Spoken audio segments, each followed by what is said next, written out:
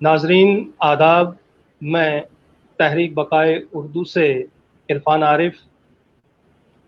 ہر روز آپ جانتے ہیں کہ آپ کے روبرو ہم ایک علمی ادبی شخصیت لے کر حاضر ہوتے ہیں۔ اس کا تعلق ماہر تعلیم بھی ہوتا ہے۔ ماہر تعلیم کے ساتھ ساتھ کوئی نہ کوئی محقق، افسانہ نگار، شاعر۔ آج جو شخصیت آپ کے روبرو آپ سکرین پہ دیکھ رہے ہوں گے، محترم پروفیسر اسلم جمشید پوری صاحب، صدر شعبہ اردو میرٹھ یونیورسٹی سے ان کا تعلق۔ تحریک بقائے اردو کی جانب سے سب سے پہلے میں اسلم صاحب آپ کو استقبال کہتا ہوں، آپ کا خیر مقدم کرتا ہوں، آپ کو خوش آمدید کہتا ہوں کہ آپ نے مصروف ترین زندگی میں سے وقت نکال کے اس لائیو کے لیے حامی بری، اور آج آپ ہمارے مہمان ہیں، تو سب سے پہلے میں آپ کو خوش آمدید۔ شکریہ۔ تو ناظرین، جیسا کہ آپ دیکھ رہے ہیں، آپ کے روبرو آج آپ کے چہیتے، کیونکہ بہت سے ناظرین کی، سامعین کی فرمائش تھی کہ اسلم جمشید پوری صاحب کو جو ہے روبرو لایا جائے، تو ظاہر سی بات ہے ہم بھی جب اپنے تعلیمی سفر میں رواں تھے تو اس وقت ہمیں ان کی کتابیں پڑھنے کا شرف حاصل ہوا۔ وہ بیچ بیچ میں باتیں آئیں گی۔ اسلم صاحب، سب سے پہلے میں آپ کو یہ بتاتا چلوں کہ ہمارے اس پروگرام کا فارمیٹ یہی ہے کہ ہم سب سے پہلے آپ سے یہی جاننا چاہیں گے کہ آپ کے ابتدائی تعلیم و تربیت کے مراحل جو ہیں وہ کب اور کیسے سر انجام ہوئے؟ میں سب سے پہلے تو تحریک بقائے اردو اور اس کے جو بھی عہدیداران ہیں، ذمہ داران ہیں، ان کا شکریہ ادا کروں کہ انہوں نے مجھے آج اس پلیٹ فارم سے میرے بہت سے چاہنے والے دوست، احباب اور اردو کے شائقین سے روبرو ہونے کا موقع عنایت کیا۔ میں جی، محمد اسلم خان میرا نام، جی، اور میری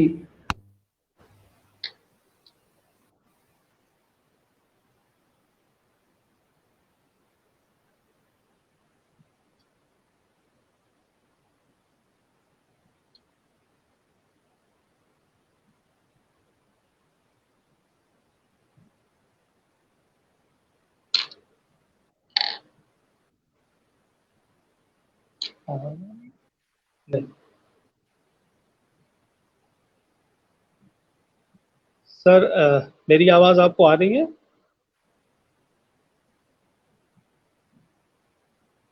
سر آپ کی آواز میوٹ ہو گئی ہے۔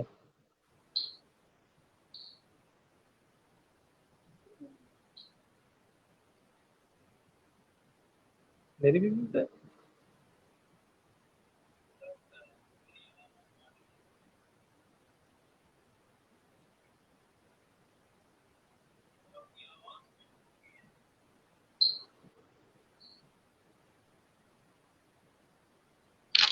سر آپ کی آواز میوٹ ہے۔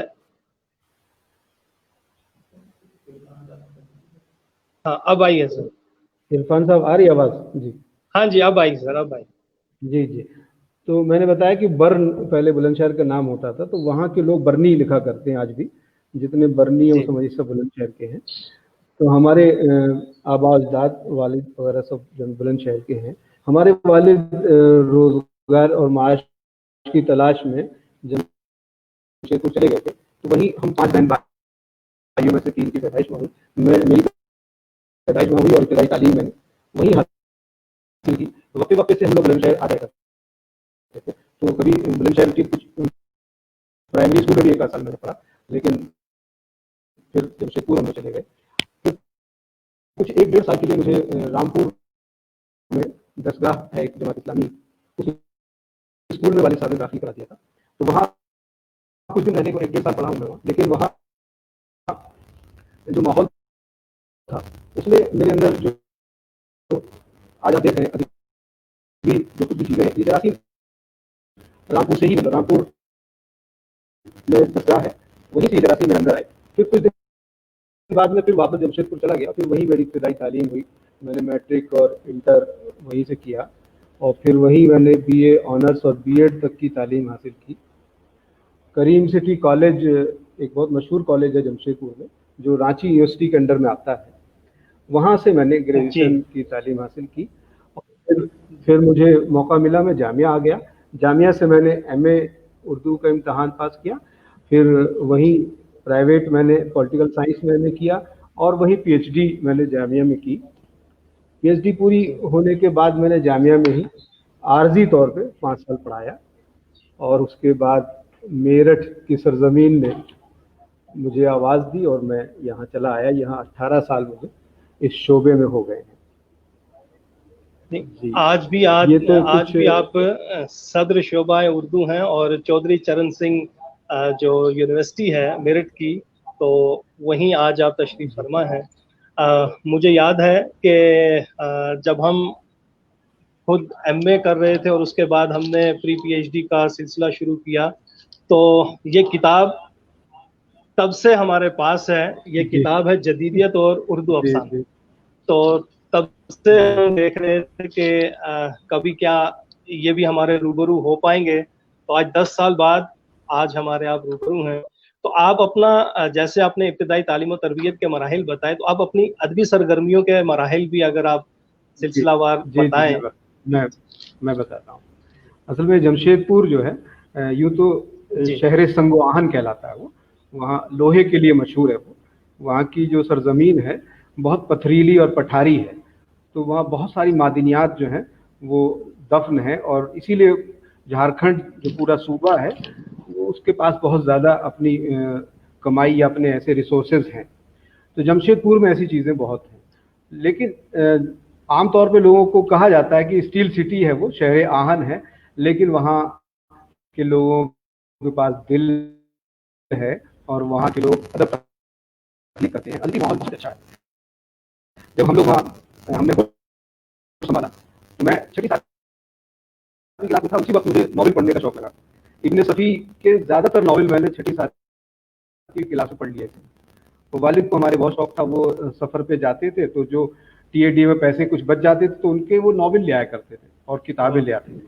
تو وہ کتابیں گھر میں وہ ذخیرہ پڑھتے پڑھتے جو ہے میں نے ہوش سنبھالا، اور آپ حیران ہوں گے کہ بہت ابتدائی دنوں میں ہی میں نے کہانی لکھنے کی شروعات کی، اور عجیب و غریب کہانیاں لکھتا تھا میں، اور کسی کو دکھاتا نہیں تھا، سیدھا پوسٹ کر دیا کرتا تھا ایڈیٹرز کو، تو ایڈیٹرز واپس کر دیا کرتے تھے کہانیوں کو۔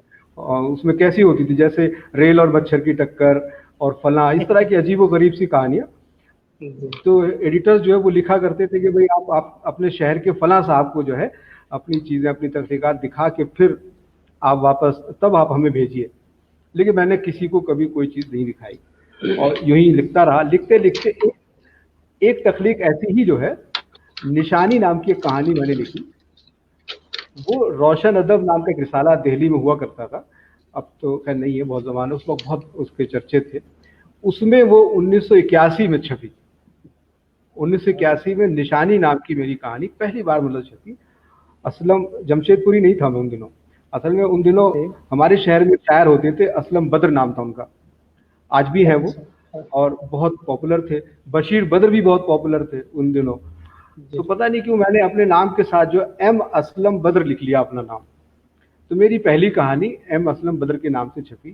تو شہر میں بہت زیادہ شور ہنگامہ، سب اسلم بدر صاحب کو بار بات دے رہے کہ بھئی آپ نے کہانیاں لکھنا شروع کر دیا ہے۔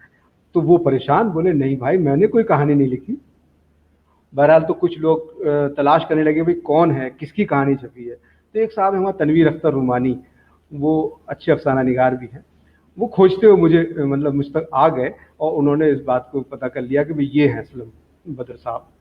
تو انہوں نے مجھے کہا کہ نہیں آپ اپنا نام بدلیے، اس شہر میں اسلم بدر صاحب ایک ہی ہیں اور وہ ایک ہی رہیں گے۔ میں نے کہا اچھا ٹھیک ہے۔ تو پھر اگلی کہانی، دوسری کہانی سے میں اسلم جمشید پوری ہو گیا۔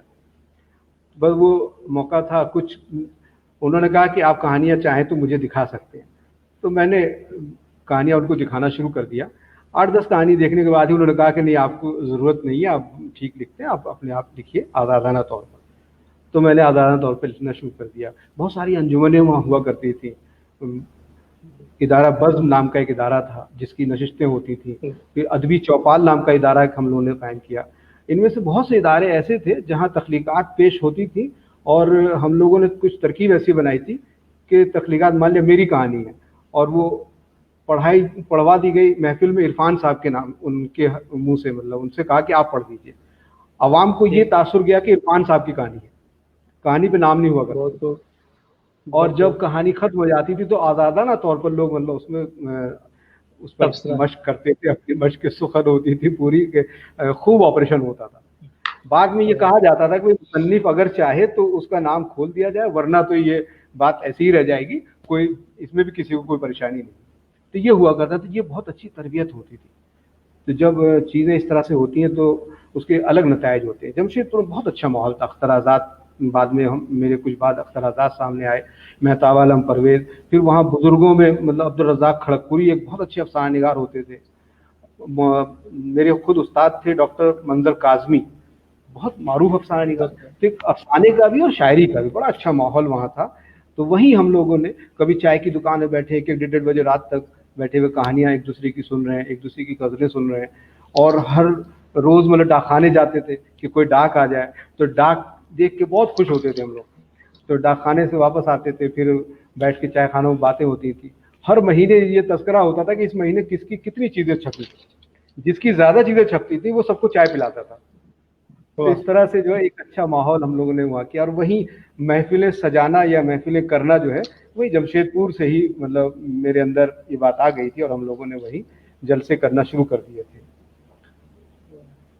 اور پھر 92 میں کو سر میں یہ بتاتا چلوں کہ اس سے پہلے کہ ہم آگے بڑھیں, بہت سے ناظرین جو ہیں آپ کو مبارکباد دے رہے ہیں, جن میں محتشم احتشام ہیں, پھول خان ہیں, عارف نقوی صاحب ہیں, محمد شمشاد ہیں, قمر سرور ہیں, محمد اشرف عاطف ہیں. تو یہ سارے جو ہیں ماشاءاللہ آپ کو مبارکباد دے رہے ہیں. اور آپ کی آواز بھی تھوڑی سی خراب ہوئی تھی تو آپ کہہ رہے ہیں کہ آواز بھی بہتر ہے.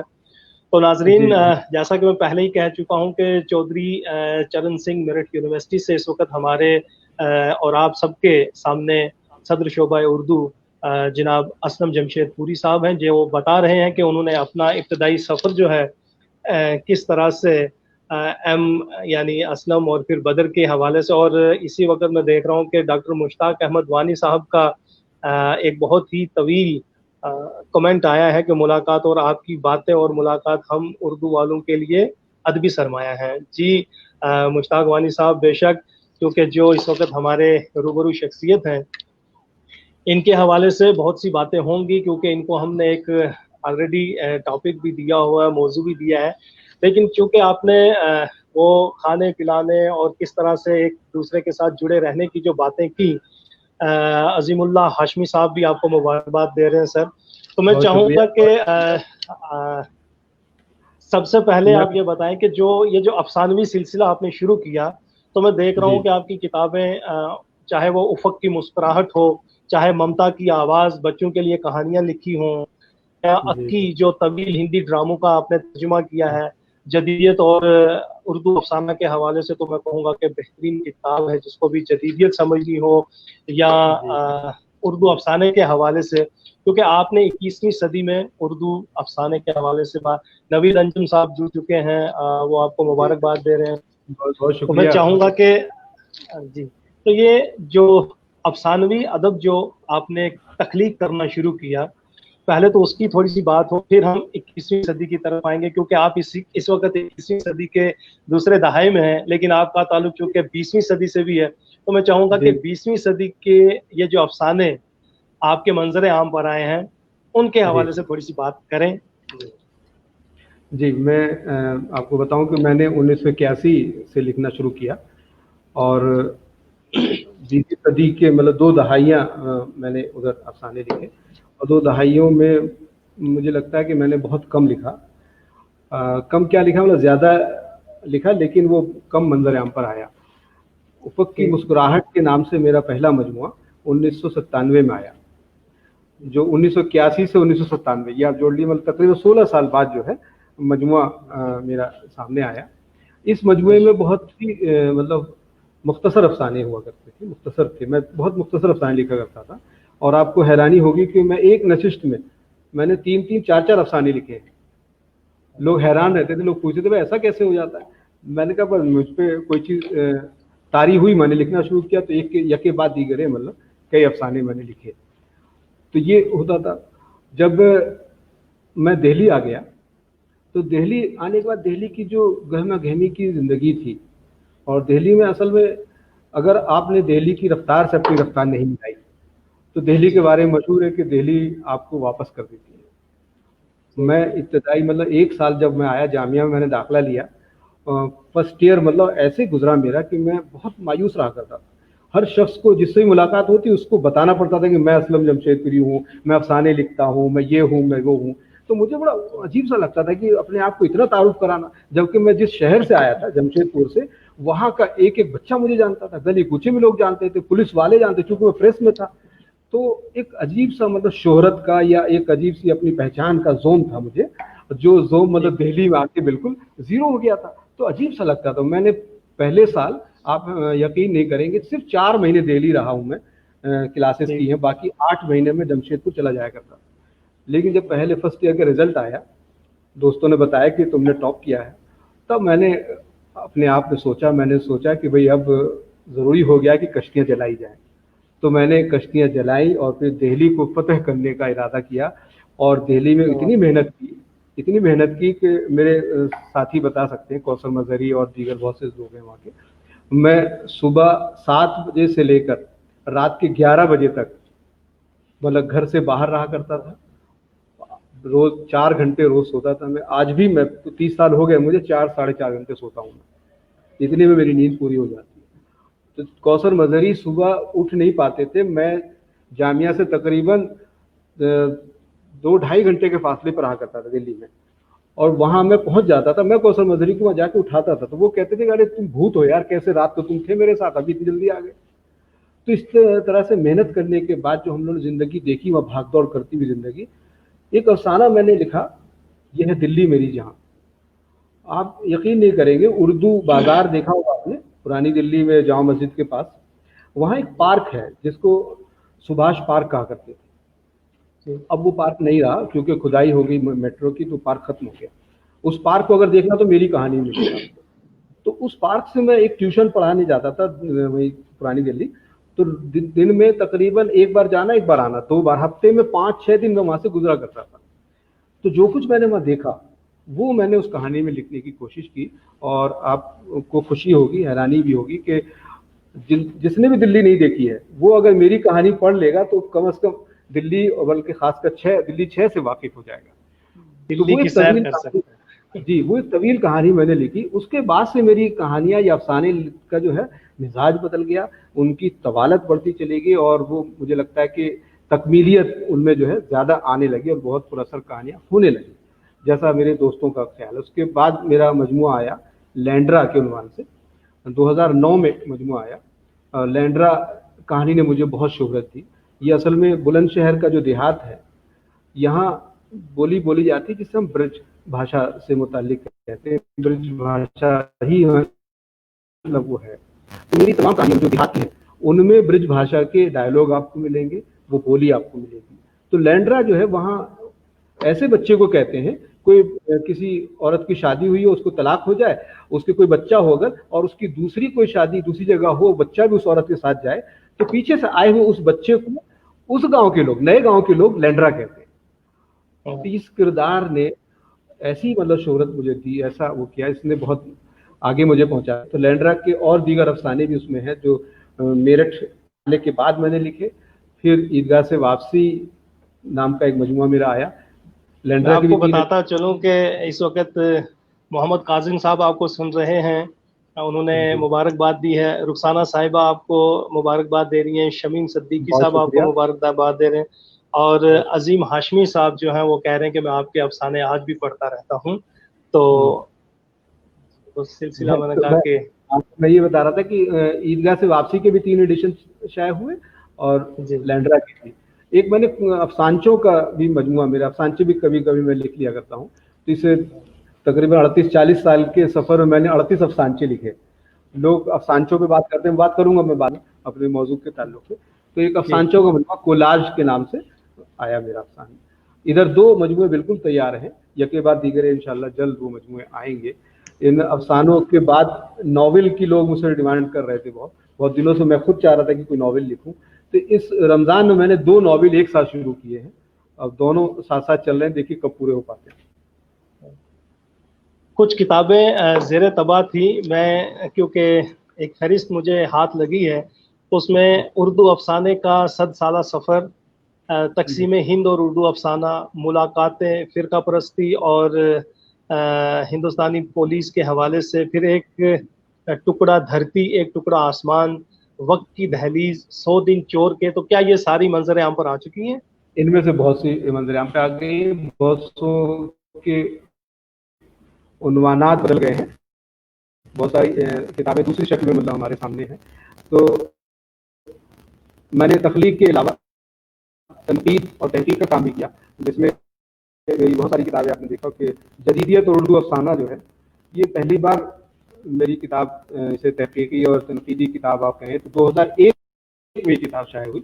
اس کے بعد ترقی پسند اردو افسانہ اور چند اہم افسانہ نگار، یہ کتاب 2002 میں آئی، اور پھر اس کے بعد مسلسل مطلب افسانے کی تنقید اور ناول کی تنقید میرا خاص چونکہ موضوع رہا، اس پہ میں مختلف چیزیں لکھتا رہا، لوگ پسند کرتے رہے اور اس طرح سے یہ سفر آگے بڑھتا رہا۔ گزشتہ دنوں ایک کتاب میری اردو فکشن کے 5 رنگ، جس میں داستان، ناول، ناولٹ، افسانہ اور افسانچہ، ان 5 اصناف پر بہت بھرپور مطلب مواد اور بھرپور بحث و مباحثہ کرنے کی میں نے کوشش کی ہے۔ بہت ساری مثالیں ہیں، بہت ساری داستانوں کے تجزیے، ناولوں کے تجزیے، افسانوں کے تجزیے اور افسانچوں کے تجزیے میں شامل ہیں۔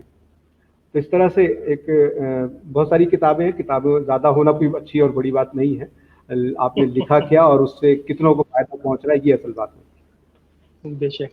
تو آپ کے موضوع کی طرف آتا ہوں، کیونکہ موضوع آپ کا بہت ہی خاص ہے، کیونکہ ہمارے آج کل کی نوجوان نسلیں جو ہیں اسی طرح کے سوال بھی کرتی ہیں اور اسی طرح کے جو عنوانات ہیں وہ بھی لے رہی ہیں۔ اسلم جمشید پوری صاحب کو میں اردو کے تقریباً تمام معیاری رسائل میں، اور یہ مشتاق وانی صاحب کا کہنا ہے، تو بے شک ہم بھی پڑھتے ہیں ان کی تحریریں۔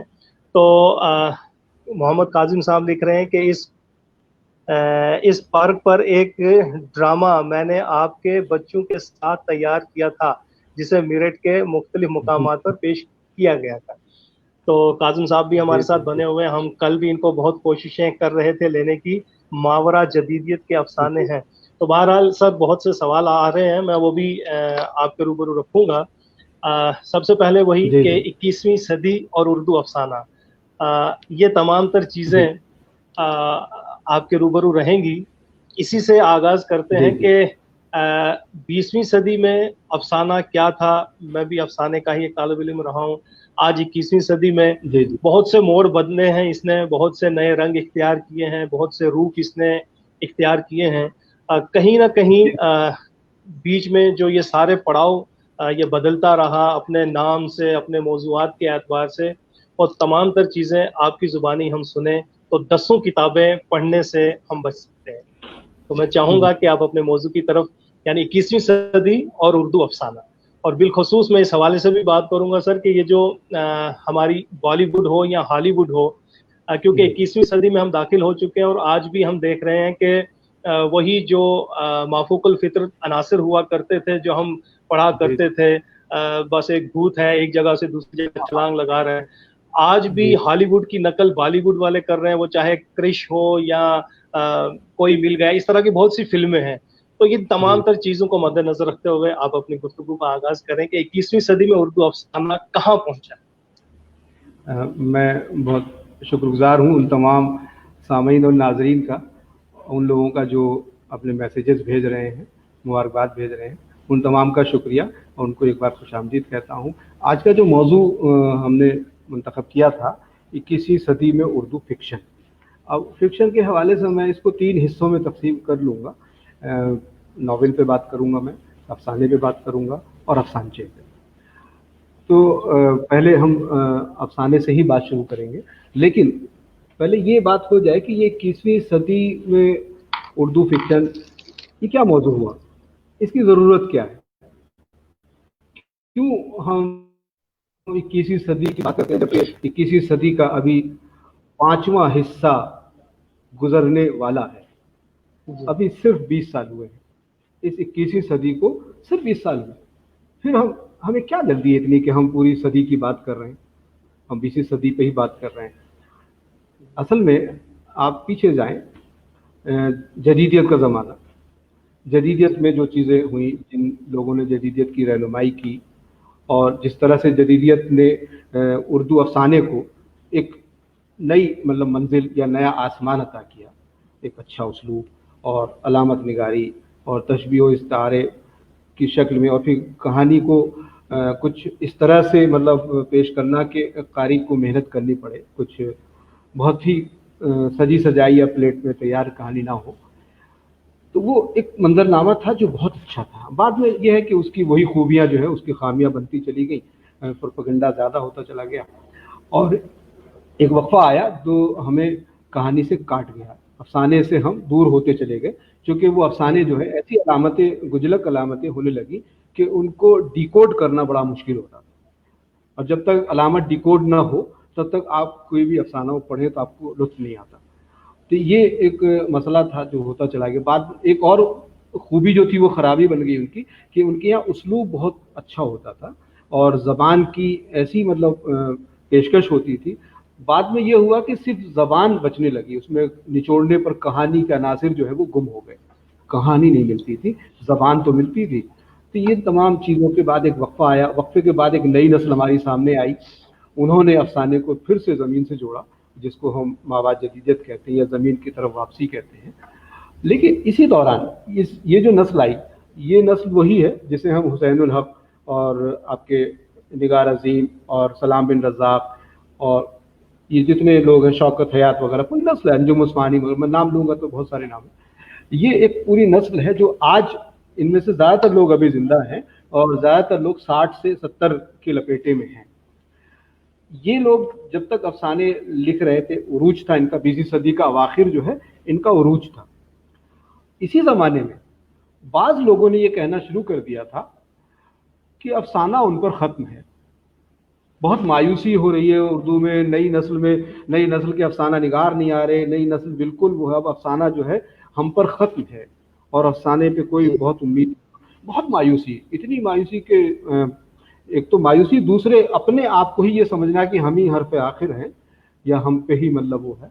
तो ये बात एक उभर के आ रही थी जो दबी दबी भी थी और कहीं कहीं वाज़ेह भी हो रही थी। तो ऐसे में जब 20वीं सदी तब्दील होकर 21वीं सदी बन गई, देखिए सदी का तब्दील होना कोई मामूली वाक़या नहीं होता। सदी जब असरअंदाज होती है समाज पर और ख़ासकर अदब में जब उसके असरात वाज़ेह होते हैं, तो ये 1-2 साल या 5 साल की बात नहीं होती। पिछली सदी के 10-12 साल और आने वाली सदी के 5-6 साल, ये जो एक ज़माना होता है, 15-20 साल का जो पीरियड होता है, ये मतलब तब्दीली का ज़माना होता है। तो आप वहीं से देखिए, बाबरी मस्जिद का इन्हिदाम जहाँ से है, वहाँ से समझिए वो अनासिर आने या पैदा होने शुरू हो गए थे जो 21वीं सदी को एक नई सदी के तौर पर सामने ला रहे थे। तो इस तौर पे हम सदी तब्दील हुई, हम लोग इधर आ गए। इसीलिए मुझे लगता है कि हमें बात करनी चाहिए थी कि हमें ये भी याद दिलाना चाहिए, उनको बावर कराना चाहिए, अपने बुजुर्गान को हमें बताना चाहिए कि अफसाना मजबूत, मुस्तहकम हाथों में है और महफूज है और उसका मुस्तकबिल जो है कतई तारीख नहीं। ये बताने के लिए इस मौजू पर बात करना बहुत ज़रूरी है। और आप हैरानी होगी आपको कि इधर ही 5-6 साल कबल से इसी मौजू पे, ये जो 21वीं सदी में उर्दू फिक्शन है, इस मौजू पर हमारे हिंदुस्तान में ही 5 बड़े सेमिनार हो चुके हैं। उन 5 में मेरी शिरकत रही है और इस मौजू पे कई किताबें भी आ गई हैं, लोग तरतीब दे रहे हैं। ठीक है, कुछ लोग ये कह सकते हैं कि वे सदी की बात कर रहे हैं तो जल्दबाजी है, लेकिन जहाँ तक जैसे जैसे सदी गुजर रही है उतनी बात तो की जा सकती है और उतनी बात की जा रही है। मुझे ये बात ठीक है मायूब भी लगती है, क्योंकि मैं यूसुफ सरमस्त को पढ़ रहा था। यूसुफ सरमस्त साहब की किताब है 20वीं सदी में उर्दू नॉवेल, आप भी पढ़ें, आपने पढ़ी होगी बहुत सुने।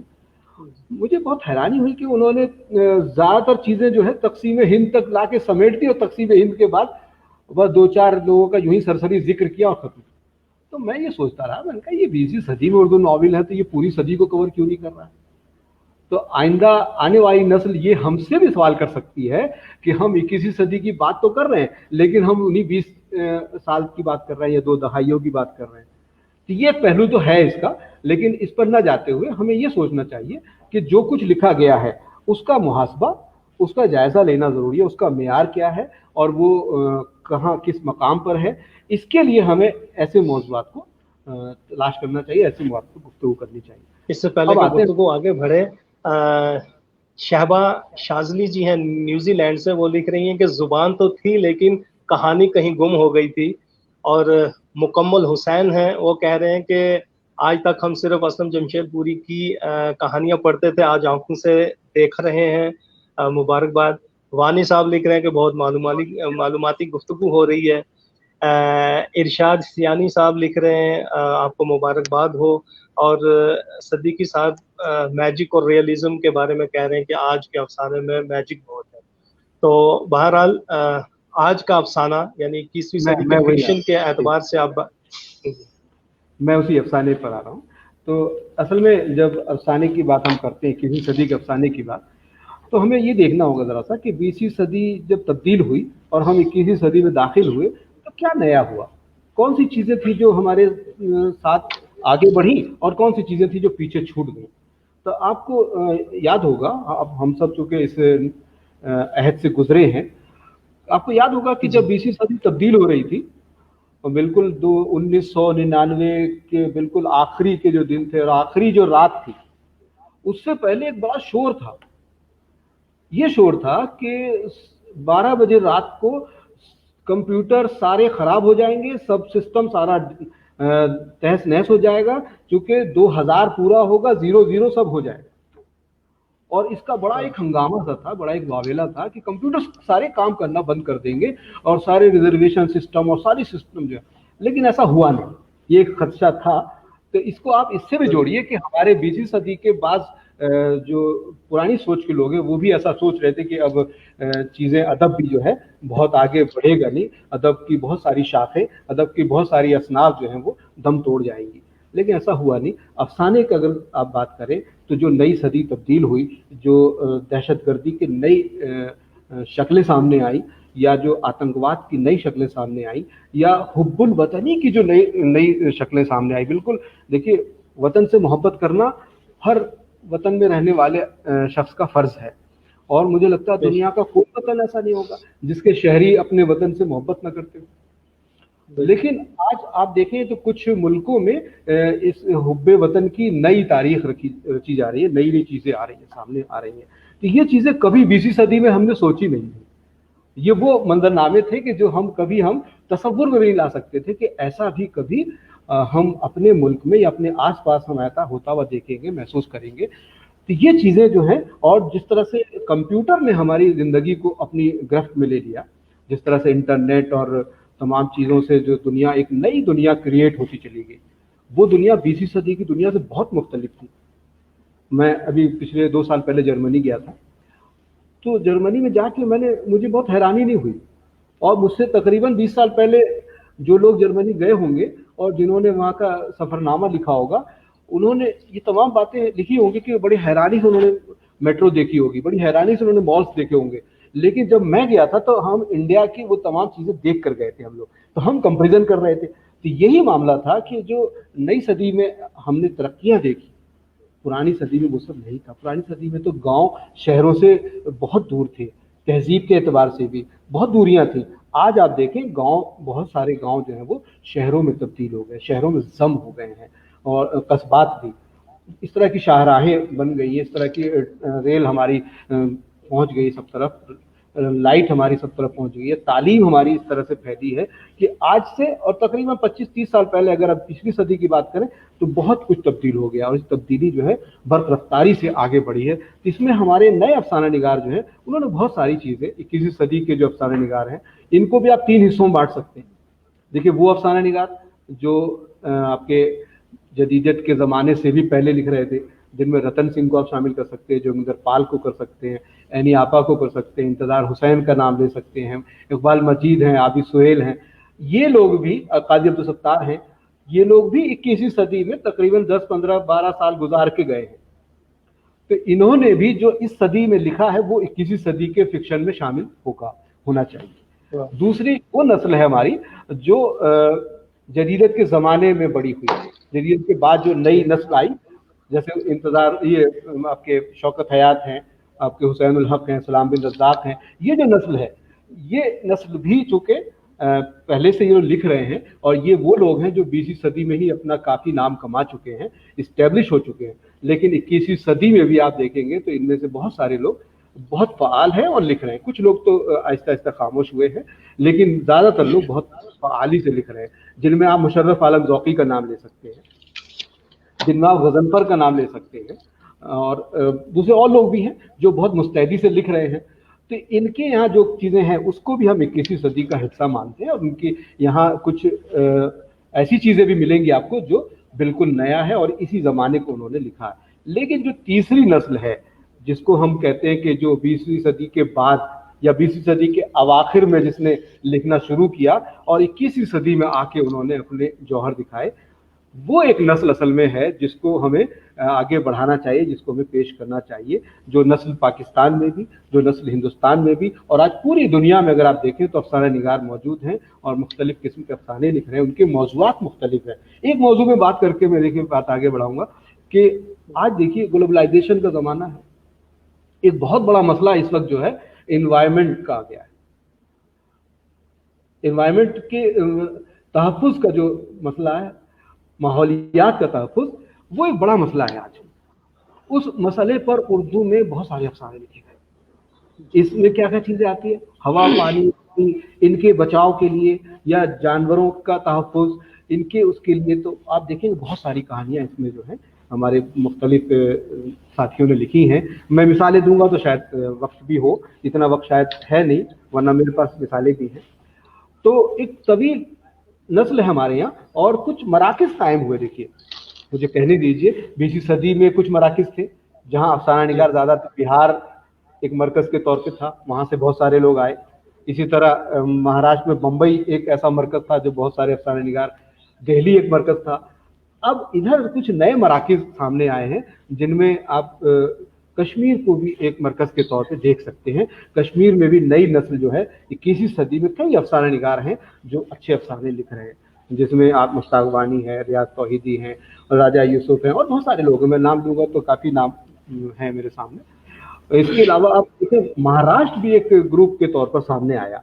महाराष्ट्र के कई कस्बे, बम्बई तो है ही, औरंगाबाद है, मालेगांव है, और दूसरे जो इस तरह के छोटे मोटे शहर हैं, इन शहरों से भी कई अच्छे अफसाना निगार सामने आए हैं। ताहिर अंजुम सिद्दीकी हैं, या आपके मोहम्मद अली में देखिए आजकल खूब लिख रहे हैं। देखिए, इस पर अभी ना जाइए कि 21वीं सदी में जो लिखा जा रहा है उसका मियार क्या है। मियार भी है, मियार भी कभी बात कर लेंगे हम लोग, लेकिन अफसाना जिंदा है। अफसाना एक नस्ल से दूसरी नस्ल तक मुंतकिल हुआ है। ये मराकिज़ हैं। साथ ही आप देखें तो पंजाब में एक शहर है मालेरकोटला, वो भी एक मरकज़ के तौर पर उभरा। उसमें भी कई नस्ल के कई अफसाना निगार जो हैं, अरशद मुनीम हैं, सालिक जमील हैं, और नासिर आज़ाद हैं, कई लोग हैं वहाँ जो इधर नई नस्ल में अफसाने लिख रहे हैं। इसी तरह आप देखें वहाँ हैदराबाद में भी कुछ लोग सामने आए हैं, ख़ासकर निहाल अफरोज़ एक नौजवान है वो, और आपके साथ और कई लोग, मतलब आपके बिहार में अगर आ जाएं आप तो जमशेदपुर भी एक मरकज़ के तौर पर रहा है, जहां अख्तर आज़ाद मौजूद हैं, जहां परवेज़ मेहताब आलम परवेज़ मौजूद हैं, नियाज़ अख्तर मौजूद हैं। इस वक्त ये लोग अफसाने लिख रहे हैं और कई नए लोग भी सामने आ रहे हैं। तो कुछ नए मराकिज़ हुए, और इस तरह से एक अफसाने का एक बड़ा और नया मंजरनामा जो है इन 20 सालों में तरतीब पाया, जिनके मौज़ूआत मुख्तलिफ हैं। जो देखिए आजकल जो चीज़ें चल रही हैं समाज, जैसे आपने देखा होगा कि माहौलियात पर तो बात की हमने, जैसे आप दहशतगर्दी है ना, या हुब्बुल वतनी की जो मैंने बात की, या अभी जो जिस तरह के माहौल पूरे मुल्क में है उस पर, या और पिछले ज़माने की जो चीज़ें, उस पर जो चीज़ें अफसाने लिखे जा रहे हैं, ये अफसाने बिल्कुल मुख्तलिफ हैं और इनकी नौइयत मुख्तलिफ है, और इनकी बाज़ अफसानों की हैयत भी मुख्तलिफ है। आप कहेंगे कि हैयत क्या बात हुई? हयात में कोई बहुत बड़ी तब्दीली नहीं आई है, लेकिन एक तब्दीली आप महसूस करेंगे। देखिए वो आपको मुशर्रफ आलम ज़ौक़ी क्या मिलेगी, रहमान अब्बास क्या मिलेगी, अख्तर आज़ाद क्या मिलेगी, और कुछ शौकत हयात क्या भी मिलती है। इनकी यहाँ देखिए कोई अफसाना अगर है तो उस अफसाने में ज़िम्नी उन्वानात मिलेंगे, आपको ज़ैली उन्वानात मिलेंगे बीच बीच में, और बीच बीच में आपको ऐसा लगेगा कि साहिब अफसाना या अफसाना निगार जो है वो निकल के सामने आ गया, वो कारी से बातें करने लगा।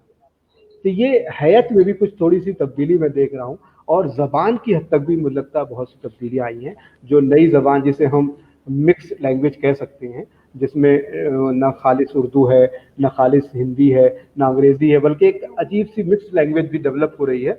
बल्कि उसमें कंप्यूटर का जो अहद है वो अहद भी उसमें शामिल होता जा रहा है। कंप्यूटर की चीज़ें जैसे डिलीट करना या लोड करना, ये तमाम अल्फाज भी हमारी अफसानवी नस्र का हिस्सा बन रहे हैं। ये एक नई बात है, ये अच्छी बात है जो अफसाने 21वीं सदी के अफसाने में दराई है। थोड़ी बात हम नॉवेल पे कर लेते हैं। देखिए मैं अगर मिसालें दे के बात करूंगा तो बहुत वक्त लगेगा, मेरे पास सब चीज़ें मौजूद हैं। लेकिन एक आध अफसाने का इक़्तिबास मैं ज़रूर आपको सुनाना चाहता हूँ। देखिए आप हैरान होंगे कि अफसानों में मतलब ये कैसी बात आई है। देखिए एक साहिबा हैं सबीन अली, उनका एक अफसानी मजमुआ आया गुले मसलूब के उन्वान से। उसी गुले मसलूब में एक अफसाना है कलमे मुहम्मल। एक बच्ची है जो बचपन से ही मतलब बोल नहीं पाती, गूंगी है। उसके एहसासात को अफसाना निगार ने इस कदर उम्दगी से पेश किया है कि आप देखें। देखिए वो कह रही, कितने ही अल्फाज मेरे जहन की गुलाम गर्दिशों में गला घुट जाने से हलाक हो जाते हैं। ये ध्यान रहे कि गूंगी है बच्ची, कह रही है कितने ही अल्फाज मेरे जहन की गुलाम गर्दिशों में गला घुट जाने से हलाक हो जाते हैं। कई अल्फाज कोनों खुदरों में छुपे मफहूम अदा करने की सही ला हासिल करते हैरान लब बस्ता डरे सहमे अधमुए रह जाते हैं। मैं सोचती हूँ क्या ये कभी कलमा बनने का शर्फ हासिल कर पाएंगे या मुहम्मल ही रहेंगे। देखिए जो गूंगे लोग होते हैं अजीब तरह की आवाज़ें आती है ना मुंह से, तो वही बेमानी अल्फाज की महरूमी को तस्वीर और पेंटिंग में ढालने का सिलसिला जारी रहा। कमसनी में ही कलम और बर्श मेरी ज़बान बन गए, जहाँ तख़य्युल की सब्ज़ मखमली घास पर मेरे ख्वाब परिंदों की सूरत महवे परवाज रहते। ये एक छोटा सा इक़्तिबास है उनका जिन्होंने इस अफसाने के ताल्लुक से लिखा है। इसी तरह देखिए कुछ बातें और मुझे याद आ रही हैं कि हमारे यहाँ साइंस फिक्शन भी इधर काफ़ी मकबूल हो रहा है। उसमें अफसाने भी कुछ साइंस फिक्शन पर लिखे गए। इधर सलमा सनम साहिबा जो हैं उनके अफसानों में कुछ साइंस की चीज़ें देखने को मिलती हैं। खुद जो हयातियाती, चूँकि वो बायोलॉजी की उस्ताद भी रही हैं, तो बायोलॉजी की कुछ चीज़ें उन्होंने अपने अफसानों में बयान की हैं। साथ ही एक ऑर्गन बाजार के नाम से उनका अफसाना है जो हम आज देख रहे कारोबार बन गया है हमारे जिस्म के आज़ा का। तो ये तमाम चीज़ें भी उनके यहाँ बहुत उम्दगी से मिलती हैं। और बहुत सारे अफसाना निगार हैं हमारे जिनके मुख्तलिफ शेड्स हैं। लेकिन आइए हम नावल पे थोड़ी सी बात करते हैं कि 20वीं सदी जब तब्दील हुई तो तब्दील होते वक्त कुछ ऐसे नावल निगार हमारे साथ थे जिन्होंने 20वीं सदी को 21वीं सदी से मिलाने का काम किया, जिसमें सलाहुद्दीन परवेज़ का नावल जो है नम्रता, आपका ये फायर एरिया, आपके मकान, नंबरदार का नीला, मिट्टी के हरम, साजिदा जैदी का, ये कुछ नावल थे जिन्होंने सदी के बिल्कुल बीच में अगर आप कह लें 1999 2000 के आसपास ये नावल शाये हुए। एक नावल कौसर मजहरी साहब का एक नावल आया आँख जो सोचती है, जो हमारे यहाँ फसादात के मंजरनामे हैं उन पर कौसर मजहरी ने एक अच्छा नावल लिखा था। ये सब सदी की इब्तिदा में आए थे। बाद में एक अजीब मंजरनामा मिलता हमें, बहुत सारे अहम नावल हमारे सामने आते हैं। अगर आप उनको देखें तो नंद किशोर विक्रम का 19वां अध्याय, याकूब यावर ने कई अच्छे नावल हमें दिए।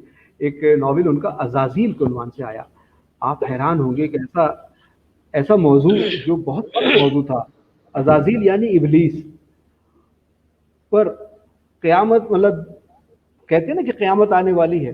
مجھے لگتا ہے کہ قیامتیں دنیا میں کئی بار آئی ہوں گی, کیونکہ کئی بار مجھے لگتا ہے دنیا اللہ نے بنائی ہے. عزازیل کا جو وقت ہے, آپ نے دیکھا جب آدم علیہ السلام کو اللہ نے بنایا اور اس نے ابلیس نے سجدہ کرنے سے منع کر دیا, تو اس سے پہلے کا جو پورا منظرنامہ ہے, اس سے پہلے کی جو صدیاں ہیں, ان صدیوں کو, ان معاملات کو اس ناول میں سمیٹا گیا ہے. تو یہ ایک بہت اچھا ناول عزازیل انہوں نے لکھا, میں ان کو مبارکباد پیش کرتا ہوں. اسی طرح مشرف عالم ذوقی کے یہاں دیکھیں آپ تو پوکیمان کی دنیا, ایک بالکل مختلف قسم کا ناول. آج جو نئی نسل ہماری کس طرح سے ان کی تربیت ہو رہی ہے, کس طرح سے وہ جو ماڈرن ورلڈ ہے جس میں نیٹ بہت بڑا رول ادا کر رہا ہے, انٹرنیٹ, اور انٹرنیٹ کے ساتھ ساتھ جو بچوں کے جو ویڈیو گیمز ہیں, ان سے بچے کیا سیکھ رہے ہیں اور کس طرح سے وہ اپنے اوپر اس کو استعمال کر رہے ہیں, اور کس طرح سے اس کا ریئیکشن اسکولوں میں اور گھروں میں مل رہا ہے. اس کی ایک بہت عمدہ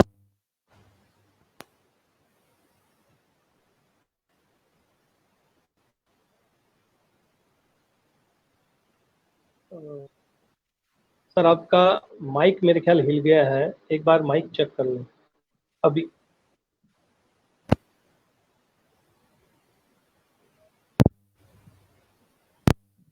ہلو, ہاں اب ٹھیک ہے سر.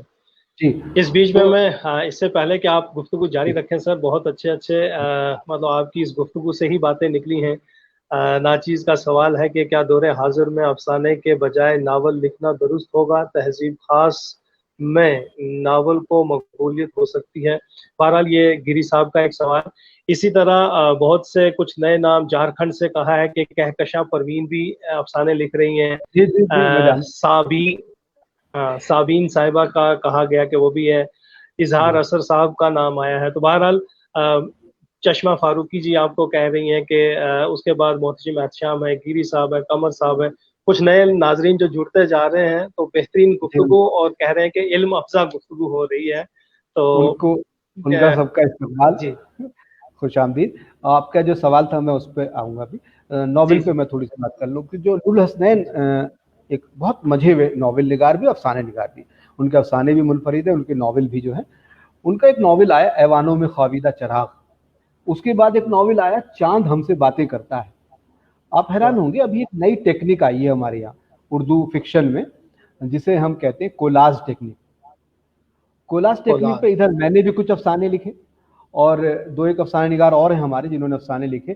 نور الحسنین بھائی نے پورا ناول لکھ دیا اس ٹیکنیک پر. چاند ہم سے باتیں کرتا ہے کولاز ٹیکنیک پر لکھا گیا ناول ہے. آپ کہیں گے کہ کولاز ٹیکنیک کیا ہے؟ کولاز ٹیکنیک میں مختلف قسم کے واقعات جن کا بظاہر کوئی آپ کو رشتہ یا تعلق نظر نہیں آئے گا, وہ بالکل مختلف ہوتے ہیں اپنی نوعیت میں, لیکن اندر خانے زیری لہریں کچھ ایسی ہوتی ہیں ان واقعات کی جو انہیں ایک دوسرے سے کنیکٹ کرتی ہیں, اور اختتام پر آ کر وہ سارے آپ کو لگے گا کہ نہیں ایک ہی سلسلے کی کڑیاں ہیں. تو اس طرح سے آپ دیکھیں نور الحسنین صاحب نے جو ناول لکھا, اس میں دنیا میں اب تک جتنے بھی عشق و معاشقی کے معاملات تھے یا جو عشق تھے, عشق نامے تھے, ان کو نور الحسنین بھائی نے جو ہے مرتب کیا. پھر بعد میں تلک الایام نام سے ایک ناول آیا جو ہماری تاریخ, جو تہذیب ہماری رہی اس پر. اسی طرح آخری سواریاں, دیکھیے آخری سواریاں پہ بات کرنا بہت ضروری ہے, بہت اہم ناول, اور بہت ہی آپ سمجھیے کہ سید محمد اشرف جیسا بڑا افسانہ نگار, ان کے نمبردار کا نیلا, اور پھر یہ آخری سواریاں, جو ہماری دم توڑتی تہذیب ہے, روایتیں ہیں, جو شکست و ریخت ہماری تہذیبی اس میں ملتی ہے, اس کو اگر دیکھنا ہو آپ کو تو آپ آخری سواریاں پڑھیے. آخری سواریاں کے دو حصے آپ کو لگیں گے. پہلا حصہ تو ایک ایسا معصوم عشق اس میں دکھایا گیا ہے, ایک بڑی لڑکی اور ایک بہت چھوٹی عمر کا بچہ جو عشق کے معنی بھی نہیں جانتا, جس کو مطلب عشق کی لذت, عشق کے معنی کا بھی بہت اندازہ نہیں ہے. وہ ایک بہت خوبصورت عشق جو ہے سید محمد اشرف نے اپنے ناول میں دکھایا. اور بعد کا جو حصہ ہے ناول کا, وہ ناول کو اپنے مقاصد سے پورا کرتا ہے. یعنی بہادر شاہ ظفر جب جا رہے تھے یہاں سے رنگون جا رہے تھے, تو ان کے ساتھ جو جو چیزیں چلی گئیں, جو چیزیں تہذیبی طور پر گئیں, ان کے دادا پردادا نے چھپ کر وہ سواریاں دیکھی, اور کیا کیا چلا گیا, کیا کیا ہماری تہذیب سے اب ختم ہو گیا, یہ سب جو ہے آپ کو آخری سواریاں میں دیکھنے کو ملے گا. یہی نہیں, آپ ان کے غضنفر کے ناول اگر دیکھیں تو غضنفر کا ناول دव्य بانی بالکل ابتدا میں آیا، اس صدی کی ابتدا میں دव्य بانی ایک ناول آیا جس نے واقعی مطلب اردو کو ایک بہت ہی اچھا دلت ناول عطا کیا۔ دلت ہم لوگ سنتے آئے تھے، اور آج بھی ہندی میں اگر آپ دیکھیں تو دلت لٹریچر ہی ہے، دلت ادب ہی ہے۔ ہمارے یہاں اس طور پہ ابھی دلت ادب اسٹیبلش نہیں ہو پایا، لیکن آپ دیکھیں غضنفر نے بہت عمدہ ناول لکھا جس میں بالکل پسماندہ طبقے کے جو لوگ ہیں، جو سماج کے بالکل حاشیے پر ہیں اور جو بالکل ٹھکرائے ہوئے لوگ ہیں، ان کی زندگی کو غضنفر نے اسی چیز کو آگے بڑھاتے ہوئے تخم خوں نام کا ایک ناول، صغیر رحمانی صاحب کا، بہار کے ہیں، ان کا ایک بہت اچھا ناول ادھر ابھی آیا، وہ بھی دلت اس پر ہے۔ بہت سارے ناول ادھر آئے، بلکہ نئی نسل کی اگر میں بات کروں، سلمان عبدالصمد کا ناول لفظوں کا لہو، اور آپ کے عمران عاقب خان، ان کے دو ناول JNU کمرہ نمبر 259، اور ایک ابھی ادھر ایک ناول آیا ہے، پھر افسانہ بانو کا ناول خلش، اور دوسری اور کئی ناول ادھر نئی نسل کے آ رہے ہیں۔ ادھر صادقہ نواب سحر صاحبہ نے جو ناول لکھے، ان کا ناول کہانی کوئی سناؤ متاشا، یہ مجھے لگتا ہے صدی میں اپنی پہچان بنانے والا ان کا ایک اہم ناول ہے۔ ابھی ایک ناول آیا ان کا راجیوں کی امرائی، یہ بھی ناول اچھا ہے، الگ موضوعات ہیں اس کے، لیکن ایک خاص ناول لکھی جس کا ذکر مجھے کرنا چاہیے، اندھیرا پگ، ثروت خان کا ناول اندھیرا پگ۔ اگر آپ کبھی راجستھان گئے ہیں، راجستھان کی جو دیہاتی اور قبائلی زندگی ہے اس کو اگر آپ نے دیکھا، وہ نظر میں ہے آپ کے، تو وہاں جو رسم و رواج ہیں، وہاں جس طرح کی شادی بیاہ کی چیزیں، ان کو اگر آپ کو دیکھنا بہت بہتر طریقے سے، تو وہ اندھیرا پگ میں آپ دیکھ سکتے ہیں۔ کشمیر کی نمائندگی اگر آپ دیکھیں تو شفق شپوری کا جو ناول ہے فائرنگ رینج، کشمیر 1990، جی بہت اچھا ناول۔ آپ دیکھیں تو آپ کو لگے کشمیر کے جو مسائل ہیں وہ مطلب کس عمدگی سے، مطلب جو ملیٹنسی کے جو مسائل ہیں وہاں، یا جس طرح سے آج جو وہاں کے حالات ہیں، ان کو بہت عمدگی سے شفق صاحب نے مطلب اپنے ناول میں پیش کیا ہے۔ تو بہار میں بھی ابھی دیکھیں حسین الحق صاحب کا ناول جو آیا اماوس میں خواب، بہت اچھا ناول۔ آج کا جو سیاسی منظرنامہ ہے اس میں خاص کر اقلیتوں، مسلمانوں کی کیا مطلب کیا مقام ہے ان کی کیا ذمہ داریاں اور ان کے کیا عمل ہیں، ان کو آپ دیکھیں بہتر طور پہ تو آپ کو اماوس میں خواب میں مل جاتی ہیں۔ گرداب آیا، اس طرح سے بہت سارے ناول ادھر آئے۔ آپ نے جو سوال کیا کہ افسانے، کیا آپ کا سوال تھا؟ افسانے لکھنا زیادہ یا ناول؟ جی مطلب یہی کہ افسانے سے ناول تک کا جو سفر ہے، طوالت کے اعتبار سے لوگ آج کہہ رہے ہیں نا کہ یعنی ناول طویل ہے اس لیے لوگ پڑھتے نہیں ہیں۔ افسانے یعنی ناول سے افسانے تک کا جو سفر ہے، یہ آپ نے بہت خوبصورتی سے بیان کیا۔ ناول کو آج کے دور میں مطلب پتہ نہیں کیوں لوگ کم اہمیت دیتے ہیں، جبکہ میں نے دیکھا ہے ہندی میں بہت سے ناول لکھے گئے ہیں، اردو میں بھی لکھے جا رہے ہیں۔ تو کہیں نہ کہیں یہ جو آپ نے کہا کہ وقت کے ساتھ چلتے رہنا ہی فن کہلاتا ہے، آپ نے کہا کہ میں دہلی آیا پھر میں نے اس کو محسوس کیا، تو آج کی اس تیز رفتار زندگی میں یعنی ہمیں اگر چلنا ہے تو ظاہر سی بات ہے افسانہ اور افسانچہ تک آ چکے ہیں ہم۔ یہاں ناول کہاں ہے؟ ناول کے اندر کیا رہا یا ناول کے اندر کیا رکھا جائے کہ وہ اپنے اندر اتنی جاذبیت رکھے کہ ہم اس تیز رفتار زندگی میں بھی ناول کو ہاتھ میں لیے رہے؟ نہیں، آپ کا سوال بہت اچھا ہے۔ اصل میں دیکھیے ایسا کچھ بھی نہیں ہے کہ افسانہ یا ناول جو ہے، افسانہ بہت آسان ہے یا افسانے کی طوالت کم ہے تو اس کو پڑھتے ہیں، نہیں۔ ناول کا معاملہ یہ ہے کہ ناول تو ایک بھرپور زندگی کو پیش کرتا ہے، زندگی کا ایک سمجھیے بھرپور جائزہ ہے وہ ناول۔ افسانے میں وہ بات نہیں آ پاتی، افسانہ تو زندگی کا ایک یا دو یا تین پہلو مطلب پیش کرتا ہے، ناول جو ہے وہ بھرپور ترجمانی کرتا ہے آپ کے عہد کی، آپ کے سیاسی جو منظرنامہ ہے، آپ کا جو سماجی منظرنامہ ہے، وہ ناول میں پیش ہوتا ہے اور بھرپور طریقے سے پیش ہوتا ہے۔ اور یہ نہ سمجھے کہ ناول لکھنا بہت مشکل ہے یا ناول طویل ہوتا ہے تو اس کو پڑھنا بہت مشکل ہے، ایسا نہیں۔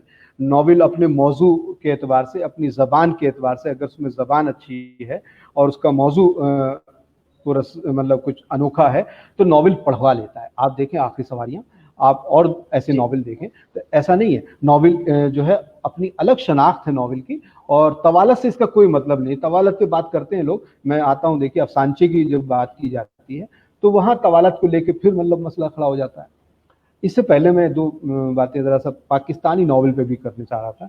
पाकिस्तान के इधर कई अच्छे नावल पाकिस्तान से आए हैं, जिनमें गुलाम बाग एक बहुत अच्छा नावल, एकदम नया तजर्बाती नावल है। आप पढ़ेंगे तो हैरान रहेंगे क्या क्या चीज़ें हो सकती, क्या चीज़ें हम नावल में पेश कर सकते हैं, आपने सोचा ही नहीं होगा। इसी तरह अब्दाल बेला है, उनका एक नावल है दरवाज़ा खुलता है, बहुत खूबसूरत नावल है, हाँ, और बहुत ज़ख़ीम नावल है। पाकिस्तान का जो सियासी मंजरनामा है, किस तरह से वहाँ सियासत में जो चीज़ें हैं या करप्शंस हैं वो किस तरह से डेवलप होते हैं, उनका बहुत अच्छा मंजरनामा। इसी तरह अनारकली, आपके मिर्ज़ा हामिद बेग का नावल जो है वो मुतासिर करता है। वो जो एक हमारे जहनों में बसी हुई एक कहानी है ना अनारकली के ताल्लुक से, अकबर और उसको, उस पूरे तसव्वुर को तोड़ती है वो कहानी। वो बिल्कुल हाँ हकीकी तौर पे मतलब बातें पेश करती है। इसी तरह एक नावल नईम बेग साहब का डेविस अली और दिया, ये भी अगर आप देखें पाकिस्तान की जो समाजी जो ज़िंदगी है जिसमें दूरियां बहुत हैं, जिसमें फासले बहुत हैं, गरीबी और अमीरी के फासले बहुत हैं, इन सब चीज़ों को भी, और जो वहाँ की जर्नलिज्म की लाइफ है उसको भी आप देखें तो इसमें बहुत उम्दगी से वो चीज़ें मिल जाती हैं। इसी के साथ और बहुत से नावल इधर पाकिस्तान से आए हैं, नए नावल। मैं सबका जिक्र करूंगा तो शायद वक्त आपका ज़्यादा हो जाएगा। अफसानचे पर आ जाते हैं हम, थोड़ी सी बात अफसानचे पे कर लें कि अक्सर लोग ये कहते हैं कि अफसानचा जो कहूँगा कि अक्सर ना मतलब असल मतन तक या असल तख्लीक तक लोग नहीं पहुँचते हैं। जमशेदपुरी साहब ने अगर एक तबसरा कर लिया, फारूकी साहब ने एक तबसरा कर लिया, या नारंग साहब ने तबसरा कर लिया, तो वो कहानी अच्छी है या बुरी। तो हमारे आज के जो नए कायदीन मैं कह सकता हूँ, या हमारे जो नए स्कॉलर्स हैं, वो असल मतन तक न पहुंचकर बस एक मफरूज़ा बना लेते हैं कि ये अच्छा है या बुरा। तो इसमें आप क्या कहेंगे कि तख्लीक को पढ़ने के बाद ही अपनी राय कायम करें, या गढ़े हुए या चबे हुए चबाए हुए निवालों को ही आगे, इस पे थोड़ी सी वजाहत, क्योंकि बहुत से मैंने देखा है असल मतन। जी, आपने बहुत अच्छा सवाल किया, मैं सवाल समझ गया आपका, और ये बात वाकई आजकल गर्दिश में है। देखिए मसला क्या है, अब जो नई तनकीद आई है ना, जदीद तनकीद के हवाले से, जदीद तनकीद कहती है कि आप लफ्ज़ पढ़िए, लफ्ज़ की क़िरत आपको माने तक पहुंचाती है। अगर आपने लफ्ज़ पढ़ा ही नहीं तो उसके माने तक रसाई नहीं हुई, माने तक रसाई नहीं हुई तो उसके मफहूम तक नहीं पहुंच सकते आप। जब लफ्ज़ के मफहूम तक नहीं पहुंचेंगे तो इबारत के मफहूम तक कैसे पहुंचेंगे आप। तो नई जदीद जो तनकीद है वो यही तकाजा करती है कि आप जो कुछ लिखा गया है वो पढ़ें। किसने लिखा गया ये बाद में आप देखें, आप किसने लिखा है वो ये बाद में देखने की चीज़ है। आप पहले उसने क्या लिखा ये देखिए आप। हमारे यहाँ हो यही रहा है कि सहूलत के एतबार से, वक्त कम होने के एतबार से हम लोग ये करते हैं कि अरे लाओ यार फलां ने उस नावल पे क्या लिखा है, मुझे नावल पढ़ने का वक्त नहीं है मेरे पास, मैं चाहता हूँ कि किसी ने लिख दिया, तबसरा कर दिया तो मैं उसे पढ़ लूँ और पढ़ के लिख दूँ कुछ। ये बहुत गलत रवैया हमारे यहाँ आ गया है, ये हमें बहुत नुकसान पहुँचा रहा है। अगर हम सही तौर पर किसी की तख्लीक नहीं पढ़ेंगे तो हम उसका सही मुहासबा नहीं कर सकते, सही जायज़ा या सही तज्ज़िया नहीं कर सकते, और जो बयान हम देंगे, जो लफ्ज़ या जो जुमले हम उस नावल या उस तख्लीक के ताल्लुक से लिखेंगे वो जुमले हवाई होंगे, उनमें हकीकत नहीं होगी, और वो तनकीद का जो है मजाक होगा, तनकीद का जो हक़ है वो अदा नहीं होता। तो तनकीद का हक़ अदा करने की ज़रूरत है। आज हमारी नई नस्ल में अल्लाह का शुक्र है कि बहुत से अच्छे नाक़िद सामने आए हैं। मैं थोड़ी सी बात इस पर भी कर लूँ कि इधर जो तनकीद निगार हमारे आए, ख़ासकर फ़िक्शन तनकीद जो लोग लिख रहे हैं, उनमें हैरानी की बात है कि बहुत ज़माना पहले एक तकरीबन 20वीं सदी का अवाखिर था, जामिया में हम लोग तालिब इल्म थे, फारूकी साहब मतलब आए थे, उनका कोई लेक्चर था, उसमें बहुत सारी बातें हुई, तो उसके रिएक्शंस के तौर पे बहुत सारे रसायल में बहुत सारी चीज़ें छपी थी, एक दो मुबाहिसा एक दो जगह हुआ, तो उसमें ये हुआ कि लोगों ने कहा कि तनकीद निगार, तो फारूकी साहब का बयान आ गया कि नई नस्ल को अपना नाक़िद खुद पैदा करना चाहिए। ये बयान बहुत गर्दिश में रहा और बहुत ज़्यादा लोगों ने इसको मतलब इस पर गुफ्तगू की। इसका असर ये हुआ कि आप हैरान रहेंगे कि नई नस्ल के बहुत सारे तख्लीक़कार उन्होंने तनकीद लिखनी शुरू की। آج ایسے بہت سے آپ افسانہ نگار یا ناول نگار مل جائیں گے جو ناقد بھی ہیں. تو جب تخلیق کار ناقد بنتا ہے تو اس کا الگ اثر ہوتا ہے، کیونکہ وہ خود تخلیق کار ہے. تو وہ جب کسی تخلیق کو پرکھتا ہے تو وہ ان پیمانوں کو جانتا ہے، تخلیق کے ان رموز کو جانتا ہے، تو ان پر وہ چیزوں کو تولتا ہے، پرکھتا ہے، تو اس کے الگ نتائج ہوتے ہیں. تو آج ایک الگ قسم کی تنقید سامنے آ رہی جسے ہم تخلیقی تنقید کہہ سکتے ہیں، کہتے ہیں ہم اسے. ایسے بہت سے لوگ ہیں جن میں مشرف عالم ذوقی بھی ہیں، جس میں خورشید حیات موجود ہیں ہمارے. حقانی القاسمی تخلیقار تو نہیں ہے لیکن وہ تخلیقی تنقید کے کا ایک بڑا نام ہے. اور بہت سے لوگ ہیں جو تخلیقار بھی ہیں اور تنقید بھی لکھ رہے ہیں. لیکن ایک بات میں یہاں اور کہہ دوں جو نہیں ہونی چاہیے، ہمارے بعض تخلیقار جو تنقید نگار بھی بن گئے ہیں وہ کچھ زیادتی سے بھی کام لے رہے ہیں. وہ کچھ اگر ان کے اپنے بارے میں کچھ لکھنے کی بات یا کہنے کی بات آتی تو اس میں کچھ زیادتی کر جاتے ہیں. وہ یہ نہیں ہونا چاہیے. اپنے تعلق سے ہمیں تھوڑا سا احتیاط برتنا ہے جی، محتاط رہنا چاہیے کہ آپ کی تخلیقات کو دوسرے لوگ پرکھیں، دوسرے لوگ ان پہ بات کریں، آپ اپنی تخلیقات پہ بات نہ کریں. بہت سے ہمارے جو ناظرین ہیں جن میں زیادہ نام نہ لیتے ہوئے صرف 3 لوگوں کا نام یا چوتھے بھی آ گئے ہیں جنہوں نے کہا کہ بہترین یہ عامر صاحب ہیں، لیکن وانی صاحب، مشتاق احمد وانی کی بات کر رہا ہوں، اور محمد کاظم صاحب کی بات کر رہا ہوں، چشمہ فاروقی جی کی بات کر رہا ہوں. ان سب نے یہی کہا ہے کہ آج بہت مزہ آ رہا ہے، یہ جو تخلیقی گفتگو ہو رہی ہے اور ہمیں بھی آج ایک تخلیقی تنقید سننے کو ملی ہے، تو یہ بہت اچھا. سب نے، شاذلی صاحب بھی کہہ رہی ہیں کہ مجھے مطلب بہت لطف آ رہا ہے. تو ظاہر سی بات ہے آپ بہت علمی اور ادبی باتیں کر رہے ہیں. تو افسانچے کی طرف آپ چل پڑے تھے جی تو میں نے بیچ میں روک دیا. جی ہم وہیں آتے ہیں. اس سے پہلے میں ایک بات اور عرض کر دوں کہ جی دیکھیے وہ لوگ جو ناقد بھی ہیں، تخلیقار بھی ہیں، جی اور اتفاق سے درسگاہوں سے جڑے بھی ہیں، تعلیم گاہوں سے جڑے ہوئے ہیں، مجھ جیسے لوگ، ان پر دیکھیے کئی ذمہ داریاں عائد ہوتی ہیں. ہمارے اوپر ایک ذمہ داری ہے نسل کی تربیت کی، نسلوں کی تربیت بھی ہمیں کرنی ہے. یہ بھی ہمارے پیچھے نظر ہے کہ ہم جو کچھ بھی کر رہے ہیں، ہم جو کچھ بھی لکھ رہے ہیں، وہ نمونہ ہے ہمارے پیچھے، ہمارے بعد آنے والی نسلوں کے لیے. ہمیں بہت محتاط ہو کے بات کرنی چاہیے، بہت محتاط ہو کے جی فیصلے سنانے چاہیے. آج کل ہم 2 منٹ میں فیصلے سنا دیتے ہیں، کسی بھی شخص کو بغیر پڑھے کہتے ہیں نہیں وہ کیا لکھتا ہے، کچھ نہیں نہیں وہ. اور کوئی شخص بالکل جس کی تخلیق میں دم نہیں ہے اس کو کہتے ہیں نہیں انہوں نے تو پتہ نہیں کیا کر دیا. تو یہ سب کہنے وقت سے پہلے ہمیں احتیاط سے کام لینا چاہیے، محتاط رہنا چاہیے. ہمیں ایک دنیا، ایک جہان جو ہے وہ فالو کر رہا ہے. تو جب آپ کو لوگ فالو کر رہے ہوں تو اس وقت آپ کی ذمہ داری بڑھ جاتی ہے. اب آئیے ذرا سا افسانچے کی طرف ہم لوگ آتے ہیں، کیونکہ افسانچے کو بھی فکشن کا ہی حصہ میں مانتا ہوں. جی یہ الگ بات ہے کہ افسانچے کا جو فن ہے، افسانچے کے فن پہ تھوڑی بات کریں ہم. تو یہ کہا جاتا ہے کہ مختصر ترین مطلب کوئی ایسے واقعے کا بیان جس میں قصہ پن بھی ہو، جس میں زبان کی بھی چاشنی ہو، اور جو آپ کو حیران کر دے، اچانک پن جس میں ہو، ایسی کوئی تحریر جو ہے وہ افسانچہ ہوتی ہے. اور اب تو زیادہ لوگوں تر نے حرفوں اور لفظوں کی بھی قید لگا دی ہے سر، کہ 20 حرفوں کا ہونا چاہیے یا 100 کا. نہیں میں وہیں آ رہا ہوں. تو یہ بات تو خیر زیادتی ہے، یہ نہیں ہونے چاہیے. یہ فیشن کے طور پہ ہمارے یہاں مغرب سے آئی ہے. مغرب میں چلتا ہے flash fiction, 55 fiction, 35 word fiction, 100 word fiction. یہ مغرب میں چلتا ہے، انگریزی میں بہت رائج ہے چیزیں. تو وہاں سے کچھ لوگ ہمارے یہاں لانے کی کوشش کر رہے ہیں. مجھے لگتا ہے یہ مناسب نہیں، اچھی بات نہیں ہے. جو بھی تخلیق ہے یا افسانچہ ہے، افسانچے کو افسانچہ ہونا چاہیے. ہاں یہ بات جو اب کر رہے ہیں کہ کچھ لوگ اور زیادتی پہ اتر آئے ہیں کہ نہیں 4 سطروں کا ہونا چاہیے، نہیں 5 سطروں کا ہونا چاہیے، نہیں 1 صفحے پر آ جانا چاہیے. ایسی کوئی بات نہیں. آپ دیکھیے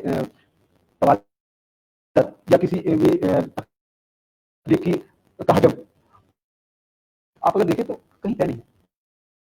ناول کی جگہ ہے کہ 200 صفحے کا ہوگا تو ناول ہوگا، اور 150 صفحے کا ہوگا تو ناول ہو جائے گا. داستان کی طے ہے کہ 1000 صفحات ہوں گے یا 2000 صفحات ہوں گے، کبھی نہیں، کہیں طے نہیں ہوتا. فکشن میں تو خاص کر میں بتا رہا ہوں کہ جو موضوع ہوتا ہے، موضوع کا جو ٹریٹمنٹ ہے وہ خود مطلب تقاضا کرتا ہے آپ سے کہ وہ اتنی لمبائی یا اس کی اتنی حجم اس کا ہونا چاہیے، اتنا اس کو اتنے صفحات میں آنا چاہیے. تو آپ کسی پر یہ پابندی نہیں لگا سکتے، تخلیق پر خاص کر تخلیق کار کو آزاد رہنے دیجیے. آج دیکھیے پھر جب مابعد جدیدیت کی بات کی جا رہی تھی، نارنگ صاحب جب یہ بات کہہ رہے تھے کہ جدیدیت کے زمانے میں بہت سارے پریشرز تھے، بہت سارے آپ پر پابندیاں تھیں، بہت ساری چیز، مابعد جدیدیت میں آپ بالکل آزاد ہیں. تو یہ بات تھی وہاں، لیکن میں آپ کو کہہ رہا ہوں کہ مصنف کو خاص کر تخلیق کار کو آزاد رہنے دیجیے. اس پر حیاتوں کا یہ بوجھ نہ ڈالیے کہ اس کو 200 پیج کا ہی ناول لکھنا ہے، 300 پیج کا ناول لکھنا، 1000 پیج کا لکھے گا تو وہ ناول نگار کہلائے گا، یا 10 سطر کا اگر افسانچہ ہو گیا تو افسانچہ نہیں ہے، منی کہانی ہے. اب لوگ مختلف قسم کے، ایسی کوئی بات نہیں ہے. اصل دیکھیے اس میں فن ہے کہ نہیں، قصہ ہے کہ نہیں، اور قصے کا بیان کیسا ہے، زبان کیسی ہے، اور وہ آپ کو متاثر کرتا ہے یا نہیں. اگر یہ چیزیں موجود ہیں کسی بھی فن پارے میں تو وہ فن پارا پھر لوگوں کے دلوں کے اندر اتر جاتا ہے. اور افسانہ تو وہی ہے. افسانہ کیا ہے؟ دیکھیے افسانے کی بہت چھوٹی سی تعریف میں بتاتا ہوں. بہت بڑی بڑی تعریفیں لوگ کرتے ہیں، چھوٹی سی تعریف ہے. کسی بھی واقعے کا از سر نو تخلیق کرنا افسانہ ہے. واقعات کا، حادثات کا تخلیق کرنا. مصنف اس کو دوبارہ تخلیق کر رہا ہوتا ہے. وہ چیزیں کہیں نہ کہیں ہوئی ہوتی ہیں، کہیں نہ کہیں وہ چیز واقع ہو رہی ہوتی ہیں، آپ کو ان کو دوبارہ سے تخلیق کرنا ہوتا ہے. ریکریشن جو ہے یہ ہے اصل میں افسانہ نگاری، یا آپ اس کو ناول نگاری کہہ سکتے ہیں. تو ناول میں منظرنامہ بہت بڑا ہوتا ہے، ناول کا کینوس بہت بڑا ہے، ناول اپنے زمانے کو پیش کرتا ہے، زمانے کی تاریخی اور سماجی اور تمام چیزیں اس وقت آتی ہیں. لیکن افسانہ جو ہے زندگی کے کسی ایک پہلو کو، کسی 2 یا 3 پہلو کو پیش کرتا ہے. اور افسانچہ جو ہے بہت اور نیچے آ کے، اور مطلب آپ کو بہت زیادہ توجہ کرنے کی ضرورت ہے. آج ہو یہ رہا ہے کہ لوگ افسانچے کو بڑا آسان سمجھ رہے ہیں. جو لوگ افسانے کے فن سے واقف ہیں وہی محنت کر کے افسانچہ لکھ سکتے ہیں. معاف کریں مجھے، افسانے کا فن اگر نہیں آتا تو افسانچہ بھی آپ اچھا نہیں لکھ سکتے. افسانچہ تو اچھا افسانہ نگار ہی لکھ سکتا ہے. اچھے افسانچہ جو ہیں وہ ایسے ہی لوگ ہیں. آپ دیکھیں منٹو کو دیکھیں، ہمارے یہاں تو اردو میں منٹو کی مثال دی جاتی ہے نا، کہ منٹو کے جو سیاہ حاشیے ہیں، وہ منٹو کی جو کتاب ہے اس میں جو کچھ منٹو نے لکھا، یہ الگ بات ہے کہ اس وقت لفظ افسانچہ وجود میں نہیں آیا تھا، تو اس کو کسی نے منی کہانیاں کہا، کسی نے کچھ کہا، اور کسی نے لطیفے بھی کہہ دیا اور اس کی اہمیت کم کرنے کی کوشش کی. لیکن یہ سلسلہ چلتا رہا، اور جوگندر پال صاحب نے اس صنف کا نام جو ہے مانک موتی، ہاں یہ رتن سنگھ، بعد میں رتن سنگھ اور ان لوگوں نے مل کے کیا. ابھی کے عہد میں دیکھیے بشیر مالر کوٹلوی بہت اچھے افسانچہ نگار ہیں، اور ان کو افسانے پہ بھی بڑی دسترس ہے. ان کا ایک بہت اچھا ناول بھی سامنے آیا جسی کے عنوان سے. پنجاب کی خوشبو اگر آپ کو دیکھنی ہو تو اس ناول کو ضرور پڑھیے آپ. اسی طرح پھر ایم اے حق صاحب ہے رانچی میں، اور ادھر مہاراشٹر میں تو آپ دیکھیں بہت سے لوگ ہیں. عظیم راہی ہیں، ہمارے نذیر فتح پوری ہیں، اور ہمارے طاہر انجم ہیں، اور یہ علیم اسماعیل ہیں، اور وسیم عقیل شاہ ہیں، پوری نسل ہے. اسی طرح ملیر کوٹلا میں آپ دیکھیں بشیر مالر کوٹلوی نے جو کام کیا، انہوں نے ادب کی جو خدمت کی ہے، بڑی خدمت کی ہے. انہوں نے ایک نسل تیار کی ہے، ان کے بعد ایک پوری نسل محبت تیار ہے. جو افسانچے اس طرح سے وہاں لکھے پڑھے سنائے جاتے ہیں کہ آپ حیران رہیں گے. میں ایک محفل میں وہاں شریک ہوا، صرف خالص افسانچوں کی محفل تھی. اور کیسی محفل تھی؟ یہ نہیں کہ کسی گھر میں بیٹھ گئے، جیسے کوئی بڑا مشاعرہ ہو رہا ہو، بڑے مشاعرے کی طرح افسانچوں کی محفل تھی. اور افسانچوں کے بعد ایسے ہی داد مل رہی تھی جیسے آپ کو اشعار پہ ملتی، جیسے غزلوں پہ ملتی. تو یہ عالم مطلب وہاں ہم نے دیکھا بشیر مالر کوٹلوی صاحب کی تربیت کا نتیجہ ہے کہ ایک نسل تیار ہوئی ہے وہاں، جو افسانچے کو بھی سنبھال رہی ہے اور افسانے کے لیے بھی سود مند ہے. تو اسی سے جڑتا میں یہ بھی کہوں گا کہ آج کا دن وصول ہو گیا. یہ چشمہ فاروقی لکھ رہی ہیں، اور ہمارے ایک دوست ہیں وہ کہہ رہے ہیں کہ آج بریانی ہونی چاہیے کہ اتنا اچھا پروگرام انہیں سننے کو ملا. میں اسی سے کیونکہ آپ نے نئی نسلوں تک بات پہنچائی ہے، تو میں کیونکہ وقت بھی بہت ہو چلا ہے، باتیں کرتے کرتے یہ سلسلہ کیونکہ بات سے بات نکلتی ہے، قصے سے قصہ بڑھتا گیا، اور یہ طوالت کا احساس بھی نہیں ہو رہا ہے، وقت نکل گیا. میں چاہوں گا کہ ہماری جو موجودہ نسلیں ہیں یا آنے والی نسلیں ہیں، ان کو تخلیقیت کے ساتھ کیسے جوڑا جائے اور بالخصوص اردو کے ساتھ کیسے جوڑا جائے، اس کے لیے اپنے کچھ نیک مشورے اگر آپ دیں۔ میں وہ آپ سے تھوڑی دیر بعد میں بات کروں گا، مجھے دو چیزیں یاد آ گئیں اصل میں۔ جی جی بے میں شک۔ جب سے میں نے لکھنا شروع کیا ہے، خاص کر ادھر 21ویں صدی میں جب سے میں لکھ رہا ہوں، تو نئی نسل کو سامنے لانے کا کام میں نے کیا ہے، اور میں چاہتا ہوں کہ ان کی حوصلہ افزائی ہو، وہ لوگ آگے آئیں۔ تو میری تحریروں میں بھی جو میرے تنقیدی مضامین ہیں ان میں بھی کچھ چیزیں، تو 2 کتابیں میری آئیں، ان کے پشت پر میں نے چھوٹا سا ایک اقتباس لکھا، اس کو دیکھیے، آپ اس کو سنیں گے تو شاید آپ کو اچھا لگے گا۔ اردو فکشن تنقید و تجزیہ کتاب میری آئی تھی 2012 میں، اس میں نے لکھا تھا کہ نئی نسل کی تنقیدات سے ایک اور طلسم ٹوٹتا ہوا محسوس ہو رہا ہے کہ اب ناقدین ادب کے بلند و بالا ایوان مسمار ہو رہے ہیں، اور ان کی جگہ تنقیدی جھونپڑیاں خاصی تعداد میں ابھر رہی ہیں۔ ان کچی دیواروں اور پھوس کی چھتوں والے مکانوں سے فرمانات و احکامات جاری نہیں ہوتے، یہاں ایک دوسرے کو زیر کرنے کی ریس بھی نہیں ہے۔ ان کچے مکانوں میں ادب کو اپنے اپنے طور پر سمجھنے اور سمجھانے کا عمل جاری ہے۔ ادب کی گروہ بندیاں خود اپنی موت مر رہی ہیں، اور ابھر رہا ہے ایک نیا یکساں سماج جس میں ناقد اور تخلیقار ایک ہی صف میں ہم کلام ہیں۔ ایک دوسرے کو سمجھنے اور پرکھنے کا عمل نئے رشتے استوار کر رہا ہے۔ قاری اور تخلیقار کے درمیان نت نئے رشتے بن رہے ہیں کہ اب قاری کہانیوں اور ناولوں میں باضابطہ کردار کی شکل میں شامل ہو رہا ہے۔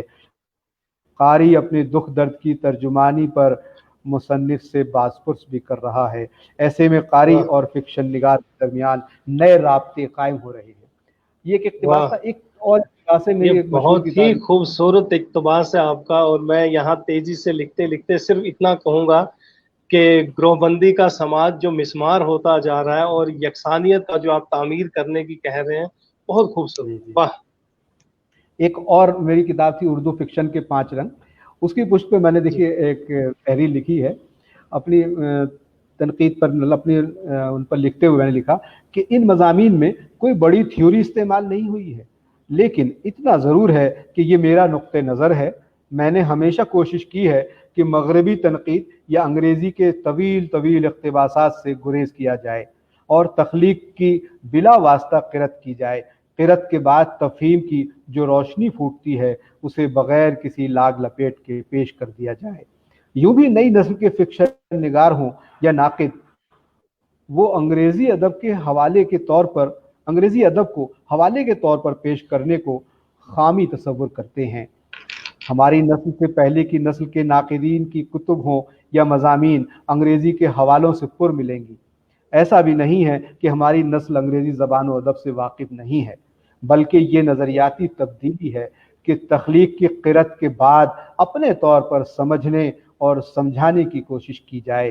اب یہ بھی ہو رہا ہے کہ اصل عبارت کے حوالے تو دیے جا رہے ہیں، لیکن دیگر ناقدین کی آراء کا استعمال کم سے کم ہونے لگا ہے۔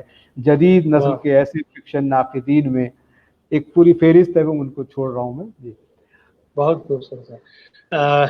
مشتاق وانی اور ہما مسعود جو ہیں، یہ ہما مسعود کہہ رہی ہیں کہ حق ادا کیا آپ نے موضوع پر بات کرتے ہوئے، تو بہت اچھا لگ رہا ہے۔ تو میں چاہوں گا کہ جو ہمارے ناظرین ہیں ان کے لیے، اور بالخصوص میں چاہوں گا کہ جو اردو کے طالب علم ہیں جو اس وقت کالجوں میں یا یونیورسٹیوں میں تعلیم حاصل کر رہے ہیں، ان کے لیے کوئی خاص پیغام آپ کا؟ جی دیکھیے، آج 21ویں صدی میں ہم ہیں، اور 21ویں صدی میں جہاں بہت سارے مسائل ہیں، وہیں ایک بہت بڑا مسئلہ زبان کا بھی ہے۔ ہماری زبان اردو سمٹتی جا رہی ہے۔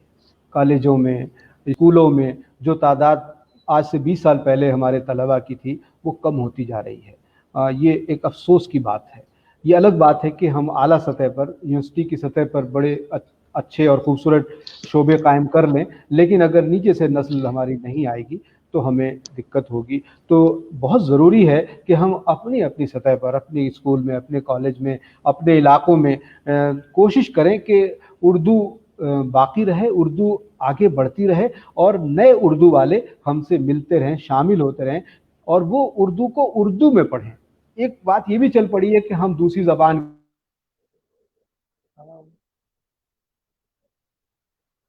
رومن یا ہندی میں بولے تو ہم اردو ہی ہیں، لیکن وہ اردو لگتا ہے لکھا ہوتا ہے. جی جی کام کے آئیے ہم سب مل کر اردو کی حفاظت کریں اور اپنے عمل سے، اپنی تخلیق سے اردو کو جہاں تک پہنچا سکتے ہیں پہنچائیں. ایک آخری بات دیکھیے، سیاسی لوگوں سے ایک بات کہنا چاہتا ہوں میں. جی ہمارے بہت سارے ایسے سیاسی لوگ ہیں جو ایم ایل اے اور ایم پی بنے اور منسٹر بنے، لیکن انہوں نے وہاں جا کے اردو کے لیے کچھ نہیں کیا. آج بے وقت آ شک. گیا دوستو، آج وقت آ گیا دوستو کہ اپنی زبان کو بچانے کے لیے آپ کو سیاست میں آنا پڑ سکتا ہے، آنا چاہیے. اور بالکل اس ارادے کے ساتھ آنا چاہیے کہ آپ جب سیاست کے اعلیٰ عہدوں پر ہوں گے تو اردو کا تحفظ کریں گے، اردو کی بقا کے لیے کام کریں گے. ایسے لوگ بھی ہمیں سیاست میں چاہیے جو اردو کے دیوانے ہوں. جب اردو کا سیاسی پریشر بنے گا، جس دن سیاسی پریشر ہم نے بنا دیا، جس دن ہم نے اردو والوں کی بڑی ریلی دہلی میں منعقد کر دی، علاقائی سطحوں پر اردو والوں کی ریلیاں منعقد کر دی، تو انشاءاللہ اردو کا جو پریشر گروپ بنے گا اس سے سب کام ہو جائے گا. آج سرکار، واہ. کوئی بھی سرکار ہو، ان کے پاس یہ مسئلہ ہی نہیں ہوتا کہ اردو بھی کوئی مسئلہ ہے یا اردو کے بھی کچھ کام ایسے ہیں. اور جو ہمارے سیاسی رہنما ہیں، 5 سال کے اگر کوئی ایم ایل اے یا ایم پی بنتا ہے، آپ اس کے پاس جائیں، اس سے پوچھیں کہ بھائی کون سے کام کرنے ہیں آپ کو 5 سال میں، تو بہت سارے کام گنا دیں گے وہ، لیکن اردو کا کوئی کام نہیں ہوگا. بے شک. یہ بھی نہیں، آج آپ دیکھیں الیکشن جو ہوتے ہیں ان میں اردو میں اشتہار تک نہیں چھپائے جاتے. کم از بے کم وہ شک. علاقے جہاں ہم لوگ رہتے ہیں، جہاں اردو والوں کی اکثریت ہے، ان علاقوں میں تو کم از کم ہماری مختلف سیاسی جماعتوں کو اردو میں اشتہار کرنا چاہیے. اس کے لیے ہمیں ایک پریشر گروپ بنانا ہوگا جو وقت کی ضرورت ہے. تو میں یہ جاتے جاتے یہ ضرور پوچھنا چاہوں گا کہ جھانک کر لفظوں کی تہ میں دیکھ سکتے ہو مجھے، جھانک کر لفظوں کی تہ میں دیکھ سکتے ہو مجھے، ہو مجھے میں چھپا میں بے چھپا. شک ملوں گا اپنی ہی تحریر میں. تو یہ اسلم جمشید پوری صاحب ہی ہیں جو ہمارے سامنے ہیں. یہ شعر ذرا سا میں دوبارہ سے پڑھ دوں. اصل میں جی جی، یہ میری بہت پرانی سی ایک کتاب ہے، جب میں ایم جی اے کیا کرتا تھا، دیکھیے تبھی کا لکھا ہوا ہے، آج کا نہیں جی ہے، جی بہت پرانا. میں میں تو میں اب یہ بتا رہا اتفاق ہوں. سے کتاب سامنے ہے تو یہ شعر کا حوالہ میں نے آپ کو دے دیا. جی جی، اصل میں کسی زمانے میں نے شاعری کی تھی. ایک ہمارے دوست تھے، انہوں نے للکار دیا تھا کہ آپ تو فکشن کے لوگ ہیں، آپ شاعری کیا کریں. تو میں نے کچھ 8-10 غزلیں کہیں. اس وقت جمشید پور میں ایک استاد شاعر ہوا کرتے تھے، شائق مظفر پوری. ان سے میں نے اپنی غزلوں پہ اور میں نے کہاں سے لکھا مجھے بھی علم نہیں ہے، مطلب کسی اخبار سے لکھا دہلی ہے، میں کتاب سے عنوان چشتی لکھا ہے. صاحب، جی عنوان چشتی صاحب کو بھی میں نے اپنی غزل دکھائی. انہیں اس شعر کو انہوں نے کچھ اور مطلب ترمیم کر کے دوسری طرح سے کر دیا تھا، تو وہ میں سنا دیتا ہوں آپ کو. تھوڑی سی جی ترمیم ہے جی اس میں. سنائیں. جی جی بسم اللہ. جھانک کر لفظوں کی تہ میں دیکھ سکتے ہو مجھے، جھانک کر لفظوں کی تہ میں دیکھ سکتے ہو مجھے، میں چھپا بیٹھا ہوں یارو اپنی ہی تحریر میں. میں واہ. چھپا تو بیٹھا اس ہوں کا یارو مطلب اس کا اپنی مطلب یہ ہے تحریر کہ میں. جب یہ شعر میں نے لکھا ہے، خدا جانے کہاں سے ہاں لکھا ہے، تو یہ اصلاح نہیں سے وہ پہلے کا ہے. نہیں، ایک دوسرے استاد نے اصلاح کی تھی تو یہ چھپ گیا تھا. اچھا عنوان صاحب اچھا. نے چھپے ہوئے شعر پر بعد میں اصلاح دی تھی. تو بہت تو اچھا لگا اصلاح ہو سر، گئی اگر تھی. آپ جاتے جاتے 2 اشعار اور سنا دیں تو بہت جی اچھا میں لگے گا. سنا دیتا ہوں. جی ایک شعر سنا دیتا ہوں آپ کو. ایک غزل تھی جو مجھے بھی بہت پسند ہے. جی. جی. لوگ کرچے ہماری اٹھا لے گئے، لوگ لوگ کرچے ہماری. کرچے ہماری اٹھا لے گئے، ہم کہ شیشہ تھے کس سے سنبھالے گئے. ہم واہ. شیشہ تھے شیشہ کس تھے. سے کس سے سنبھالے گئے. اور یہ شعر دیکھیے جو خاص کر میں نے کہا تھا کہ ہم سے تھیں اس کی محفل کی رعنائیاں، ہم سے تھیں اس کی محفل کی رعنائیاں، واہ. ہم اٹھے ہم سے. ساری رونق اٹھا لے گئے. ہم واہ. اٹھے ساری رونق اٹھا لے اٹھا گئے. لے. اور ایک شعر اور خاص شعر اس غزل میں ہے کہ ان کی ہر بات پر داد محفل نے دی. جی. جی. ان کی. ان کی ہر بات پر داد محفل نے دی، اور میرے جملوں میں نقطے نکالے گئے. واہ. میرے جملوں میں نقطے نکالے گئے. اور سناؤ یہ ابھی. جی جی بالکل بے شک. نہیں اتنا ہی یہ ایک کافی تھا. نیا روپ دکھا رہا ہوں میں ناظرین کو، وہ صرف آپ کو افسانوی ادب کا ہی مانتے ہیں، تو میں نے یہ شاعر کا ایک روپ آپ کا سامنے لانے کی کوشش. بہت. میں نے شاعری چھوڑ دی، میں کرتا نہیں. جی आपने शेर सुना दिया तो मुझे सुनानी पड़ गया, वरना तो कोई एक गजल के और चलना किसी शायद। मैं सुना दूंगा, लेकिन किसी का कोई और सवाल हो देख लीजिए नाज़रीन में से, तो वो इस पर हम बात कर सवाल मेरे यहाँ भी जो जो अगर आए थे तो वो मैं साथ साथ बताता गया। बस वही आया था कि ये जो फैशन के हवाले से बात की गई थी कि आजकल आपने का जो फिल्मों की मतलब, बात की थी, मैं फिल्मों पे बात कर दूं थोड़ी जी सी। जी हाँ हाँ, हाँ, मतलब ये जो है ना। हॉलीवुड या बॉलीवुड फिल्मों जी में जी या आज भी माफूकुल फितरत अनासर जैसे किरदार जी नजर आ रहे हैं, तो क्या हम जी वापस मराजियत की तरफ हैं? आज इतनी मॉडर्नाइजेशन के होते हुए हम फिर से वही बागो बहार और मतलब वो पुरानी वाली उस दुनिया में जा रहे हैं, या इस हवाले से मैं। नहीं, आपने बहुत अच्छा सवाल किया। असल में इधर फिल्मों में एक तब्दीली आई है, और ये तब्दीली भी समझिए 21वीं सदी की तब्दीली है, और 20वीं सदी के अवाखिर से ही ये तब्दीलियाँ आनी शुरू हो गई थी। 21वीं सदी में बहुत ज़्यादा आ गई, जो हॉलीवुड में चीज़ें बन रही हैं। और हॉलीवुड भी आप देखें कि हॉलीवुड भी नेचर की तरफ वापस जा रहा है, और नेचर जी की तरफ जाते जाते वो फैंटासी की तरफ भी वापस चला गया है। जी तो वो हम उसको कॉपी कर रहे हैं। कॉपी करके हम क्या पेश करना चाह रहे हैं? असल में फिल्म का मामला थोड़ा सा मुख्तलिफ है। फिल्म के लोग तो सिर्फ पैसा कमाना जानते हैं, वो ये समझ में आता है उनको कि कौन सा माल ज्यादा बिक सकता है, किस माल को बनाने में ज्यादा पैसे वापस आ सकते हैं, इस आ पर सकते ज्यादा हैं। हमारे लोग तवज्जो दे रहे हैं। आजकल देखिए जो मारधार की फिल्में वो अब चलती नहीं, है ना। जो बहुत ज्यादा लव स्टोरीज की फिल्में वो नहीं चलती। वो तो भी नहीं चल पा नयापन रहा। लाने के लिए जो हॉलीवुड की कॉपी कर रहे हैं हम लोग, हॉलीवुड की ऐसे माफौकुल फितरत जो किरदार हैं उनको हम वापस ला रहे हैं। तो ये सिर्फ एक बिजनेस है, और फिल्मों में इसके अलावा कुछ नहीं है, कोई ट्रेंड नहीं है। ट्रेंड की अगर आप बात करें तो मैं आपको बताऊं कि ट्रेंड जो है अमिताभ बच्चन की एक फिल्म ब्लैक ने कायम किया था। ब्लैक जो फिल्म आई थी उसने एक ट्रेंड जी जी कायम किया था।